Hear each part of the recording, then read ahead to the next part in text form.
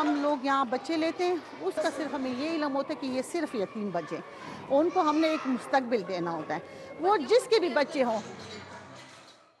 اور sweet home کی لحاظ سے یہاں کی صفائی کا، پڑھائی کا سب چیز ان سے سب سے الگ ہے۔ ہمارے جو بچوں کا اسٹینڈرڈ ہے وہ بھی ان سے بہت مختلف ہے، اس لیے کہ یہاں پاک آرمی ہمارے بچوں کا بہت زیادہ خیال رکھتے ہیں۔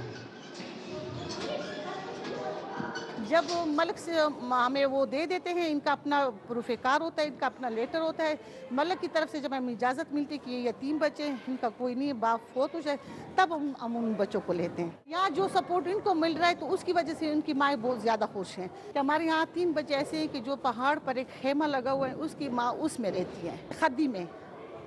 تو آپ خود سوچیں کہ اس خیمے میں کتنی سردی ہوگی، کتنی گرمی ہوگی۔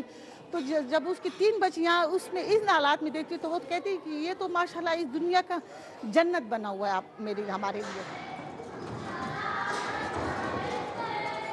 زیادہ تر مائیں ہمیں یہ بھی کہتی کہ ہماری بچیاں بھی لیں آپ، تو اس پر بھی ہماری مشورہ ہو رہا ہے۔